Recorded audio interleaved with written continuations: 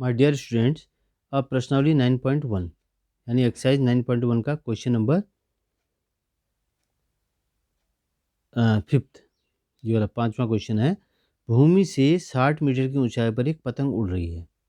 भूमि से 60 मीटर ऊंचाई पर एक पतंग उड़ रही है। पतंग में लगी डोरी को अस्थायी रूप में से भूमि के एक बिंदु से बांध दिया गया है। भूमि के साथ डोरी का झुकाव कितना है? 60 डिग्री का है। यह मानकर कि डोरी में कोई ढील नहीं है, डोरी की लंबाई ज्ञात कीजिए। देखिए, इसको डायग्राम से आप कैसे बनाएंगे, ये इंपॉर्टेंट पार्ट है। एक पतंग जो है, जैसे ये पतंग की डोर है, यहाँ पर पतंग उड़ रही है। अब हाइट तो हमको यहाँ से पता लगेगी इसकी, कितनी दे रखी है इसने? 60 मीटर। यहाँ पर पतंग उड़ रही है। अब ये कह रहा है कि इस पर कोई ढील नहीं दी गई है, यानी तनी हुई है पूरी डोरी। ये होगी डोरी का पार्ट, हो गया आपका डोरी। और ये जमीन से कितना डिग्री का एंगल बनाती है? 60 डिग्री का उन्नयन कोण है ये। तो हमको ये बताना है कि डोरी की लेंथ क्या होगी। तो इसमें देखिए, हमको निकालना ये है। इसको या तो आप AC ही मान के चलिए, या इसको X या H जो भी मानना है वो मान लीजिए। BC बराबर 60 मीटर ही दिया है हमको। ऊंचाई पर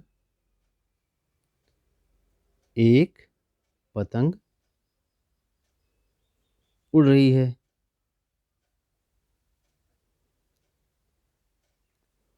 और माना डोरी की लंबाई बराबर लंबाई AC बराबर हमने X मीटर मान ली, ये मान ली।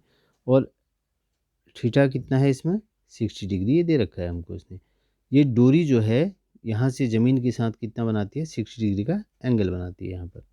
यहाँ से बांध दिया गया है इसको अस्थायी रूप से नीचे ज़मीन पर।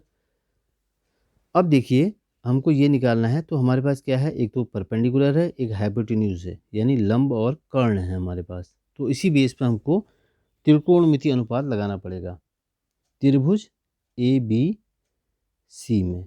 ये लिखना ज़रूरी है, क्योंकि इससे जो है समझ में आ जाएगा कि एक्चुअल में है क्या चीज़ ये।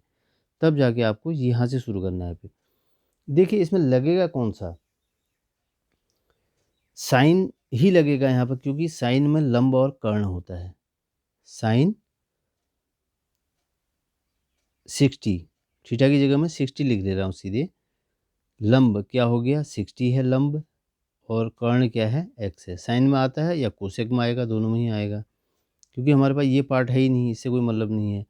इसको हम ऐसे भी लिख सकते हैं, BC/AC, ऐसे भी इसको लिखा जा सकता है। अब साइन 60 की वैल्यू आपको पता होनी चाहिए। साइन 60 क्या, टेबल में देखिएगा आप, √3/2, ये आपको लर्न होना चाहिए। 60/X, फिर वही आपको निकालना तो X है। X √3 = 60 × 2। X इक्वल टू हो जाएगा 60 × 2/√3, ये हो जाएगा 120/√3। अब इसको आप परमेकरण कीजिए, रैशनलाइज। √3 से ऊपर भी मल्टीप्लाई कर दीजिए, और नीचे तो एक है, एक और मल्टीप्लाई करेंगे आप। ये दो चीज़ तो दे रखे हैं, √3 से ऊपर नीचे मल्टीप्लाई कर दीजिए। 120√3 से √3 मल्टीप्लाई हुआ 3, 3 4 20, तो 40√3 मीटर ये जो है डोरी की लंबाई होगी। तो ये क्वेश्चन यहीं पर कंप्लीट होता है बच्चों।